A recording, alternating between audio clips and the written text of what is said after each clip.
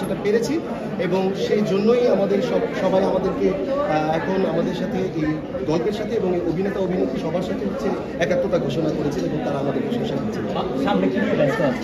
সামনের ব্যস্ততার আগে একটু বলি যে আমার এই সিনেমাটির আগে আমার জাতীয় চলচ্চিত্র পুরস্কার প্রাপ্ত সিনেমা ছিল লাল মোরগের ঝুঁকি।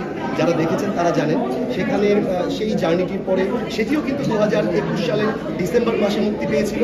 আমি খুবই ভাগ্যবান যে আমার এই সিনেমাটিও বিজয়ের মাসে ডিসেম্বর মাসে মুক্তি পেয়েছে এবং এই মুক্তিপ্রাপ্ত এটি আমার তৃতীয় চলচ্চিত্র এবং আমি আমার পরবর্তী সিনেমাগুলোর মধ্যে আপনার আপকামিং মুভিটা যেটা আমি আশা করছি জানুয়ারি প্রথম সপ্তাহে আসছে বা জানুয়ারি বা মিডল অফ দ্য জানুয়ারিতে আসছে, তা হচ্ছে বিল্ডাকিনি। এটার এই সিনেমাটির নির্মাতা ছিলেন ফজলুল কবির তুহিন এবং প্রযোজক ছিলেন মমিন খান। ওকে ভাইয়া, আপনার স্বাগত। ধন্যবাদ আপনাকে, ধন্যবাদ সবাইকে। অবশ্যই মেহজাবিন আপুর সাথে আপনার অভিনয় করে কেমন লাগছে? উনি কিভাবে আপনাকে হেল্প করেছেন?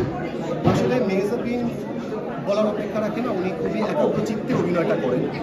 তো সবচেয়ে ভালো যেটা হয় আমাদের সেটা হচ্ছে যখন আপনি দেখবেন যে আপনার সহশিল্পী সে তার কাজের প্রতি মনোযোগ দিয়ে আছেন এবং সে তার কাজকে রেসপেক্ট করছেন, তখন অটোমেটিক্যালি কোয়ার্টিস্ট হিসেবে আমারও ঠিক ভালোটাই কতটুকুই আমাকে ভালো করতে হয় ওই দায়বদ্ধতাটা তৈরি হয়। তো সহশিল্পী যখন ভালো করে তখন পাশের আরেকজন শিল্পী এমনিতেই জ্বলে ওঠে।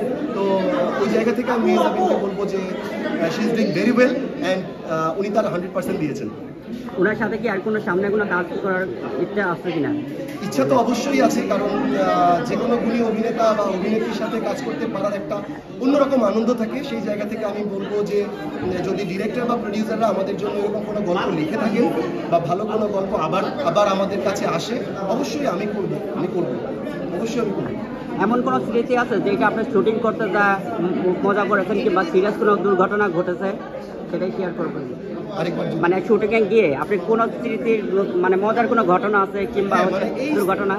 এই ঘটনা বলতে একটা দুর্ঘটনার ছোট্ট ঘটনা, এটা এই সিনেমার মধ্যেই ছিল। আমরা যখন বিএমডিসির ভিতরে আমাদের যেখানটাতে আমরা পলাশ কুমার দাসকে উদ্ধার করে নিয়ে বের হই, সেই জায়গাটাতে ওকে আপনি দেখে থাকবেন যে খুব সার্চ করা হচ্ছিল, এলোমেলো এখানে অনেক ভাঙা কাঁচের টুকরো আরও অন্যান্য জিনিসপত্র।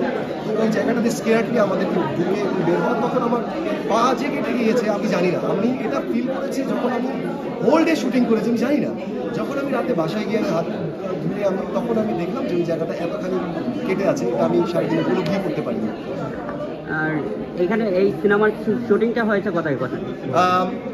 এই সিনেমার শুটিং পুরনো ঢাকার বিভিন্ন জায়গায় এবং বরিশালের পরে আমরা দেখতে পাই চাঁদপুরে। শেষ যে সিকোয়েন্সটি আমরা দেখলাম সেটি চাঁদপুরে শুটিং করা হয়েছে। এছাড়া পুরো ঢাকা জুড়ে আমরা যে জ্যাম বা অন্যান্য সিকোয়েন্সগুলো দেখি সেগুলো আমাদের শহরের বিভিন্ন জায়গায় আমরা ফুটেজ কালেক্ট করেছিলাম। ওকে ভাই, ঠিক আছে, থ্যাংক ইউ।